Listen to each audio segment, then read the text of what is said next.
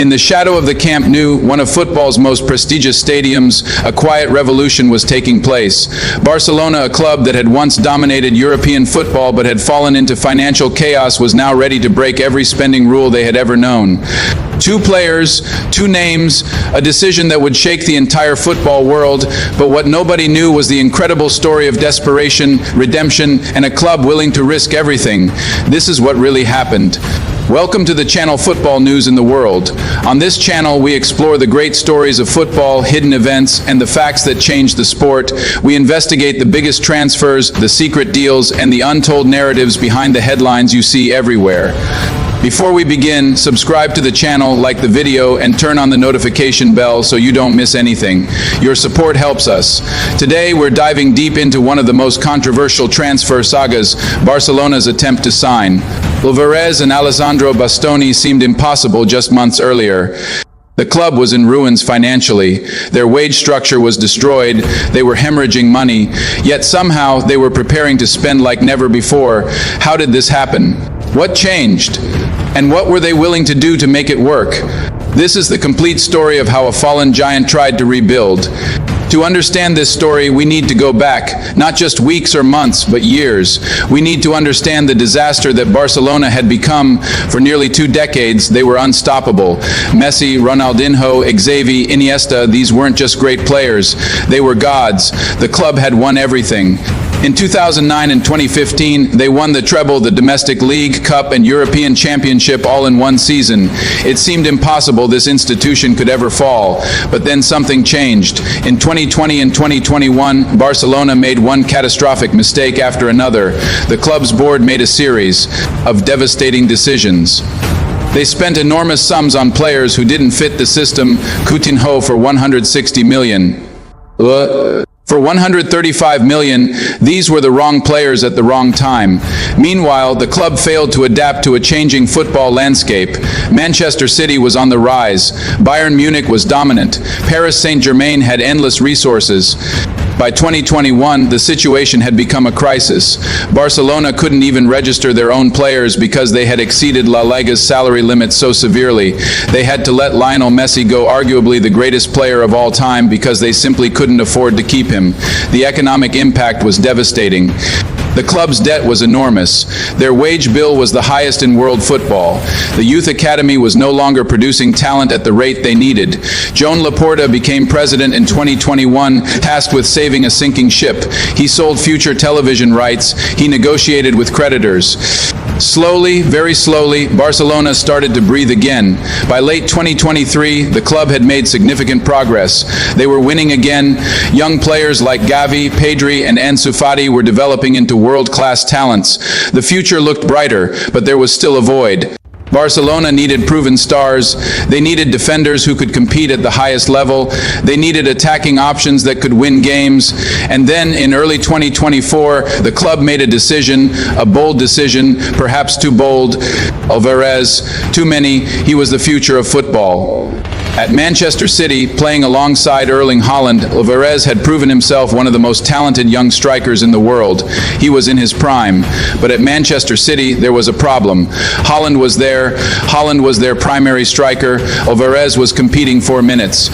He was not unhappy, no player would be, but he was hungry for guaranteed playing time. He wanted to be the main man. Barcelona saw an opportunity.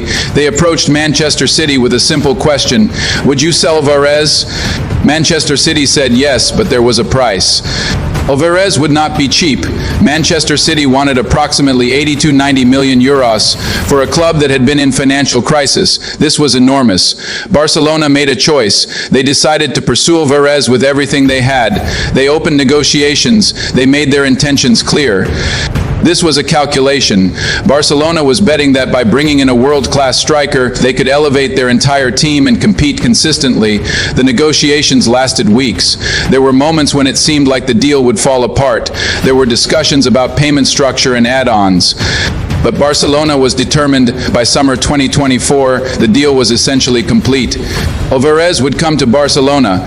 The number was close to 80 million euros. Álvarez himself was excited.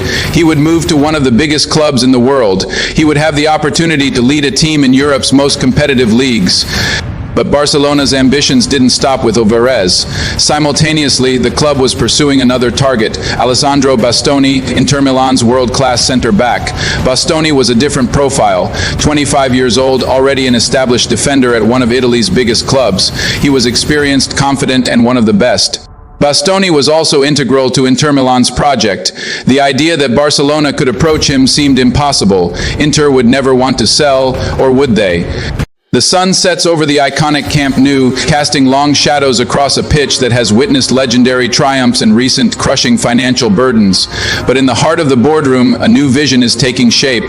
Joan Laporta, the architect of Barcelona's revival, prepares to make a bold move. The message is clear: Barcelona is not just surviving. They are preparing to reclaim their throne at the pinnacle of European football once again. To fund this dream, the club has embarked on a high-stakes financial gamble, utilizing economic levers that trade future rights for immediate spending power. Every signature represents a calculated risk, a bridge built toward a future where the Blaugrana colors dominate the transfer market and the trophy cabinets. This recovery wasn't built on strategy alone. It required the sacrifice of the club's legends like Gerrard, who accepted wage cuts to help. In quiet conversations within the locker room, the weight of the club's survival was felt by everyone. Loyalty became the foundation of this new era. With the financial foundation stabilizing, the focus shifts to the pitch. The pursuit of elite talent is no longer a dream. It is a necessity. In Milan, negotiations reach a fever pitch. Barcelona's scouts have their eyes set on Alessandro Bastoni to lead the defense into a new decade. Bastoni represents the elegance and commanding presence that the Barcelona backline has lacked. His arrival would signal a major shift in defensive stability. The vision of him wearing the Blaugrana stripes is becoming a reality, bridging the gap between Italian defensive discipline and Spanish tactical flair. But the transformation doesn't stop at the back. In the attack, the club is hunting for a spark, a relentless finisher like Álvarez. Currently a star elsewhere, Álvarez possesses the energy and focus needed to spearhead Barcelona's front line in their most critical matches. The prospect of Álvarez in the iconic Blaugrana kit has the fans buzzing. He is the missing piece in a lethal offensive puzzle. Overseeing this revolution is Xavi, a man who understands the club's DNA better than anyone, now tasked with molding these stars. Xavi's tactical gaze is focused on every detail. He knows that individual talent must be woven into a cohesive, unstoppable team identity. On the touchline, he looks vindicated. The struggle was long, but the pieces are finally falling into place for a return to greatness. The energy is infectious. In the stands, the fans are no longer mourning the past. They are celebrating the promise of the future. Scarves are held high, and the anthem rings out with a renewed sense of pride. The belief that Barcelona is back has taken hold. This is more than just football. It's a cultural resurgence, a city coming together to support its most cherished institution through its darkest hours. But the road ahead remains fraught with risk. The financial maneuvers have provided the means, but the results on the pitch must justify the cost. As the morning sun rises over the Camp Nou, it symbolizes a new dawn for FC Barcelona. The shadows of debt are finally receding. The ambition is bold, the stakes are high, but the spirit of the club is unbreakable. Barcelona is ready to compete with the world's best. Today, a new chapter begins, a chapter written in courage, financial ingenuity, and the pursuit of excellence. Barcelona is back. There was also the question of sustainability. Barcelona had made these signings, but what about next year? The year after? Could they maintain this level? Or was this a one-time gamble, a moment of aggressive investment that would need to be followed by years of restraint? Only time would tell. But what was certain was this: Barcelona had made a choice. They had chosen to believe in themselves and invest in their present and future. They had chosen to compete at the highest level, regardless of the risks, whether this choice would be vindicated or become another chapter of mismanagement. If you know any information, stories, or little-known events that many people are unaware of, write them in the comments below. I may analyze your information and turn it into a future video. Your insights matter, your stories matter. The events of football are often hidden. Whether you have info about transfer negotiations or boardroom decisions, share it with us. Help us tell the complete story and reveal the narratives. Barcelona's pursuit of Álvarez and Bastoni is more than just a transfer story. It's a story about redemption and refusing a diminished role. Will these signings restore Barcelona to greatness? Or will they be seen as a desperate gamble by a club that hadn't fully learned its lessons? Barcelona has spent, Barcelona has believed, Barcelona has bet on tomorrow. Now comes the hardest part, delivering on those promises and winning matches. Competing in the Champions League, reclaiming the throne they once occupied. The Camp Nou is watching, the world is watching, and Barcelona knows that failure is not an option.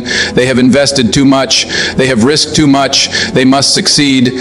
What do you think will happen? Share your thoughts in the comments. Thank you for watching Football News. Don't forget to subscribe and like.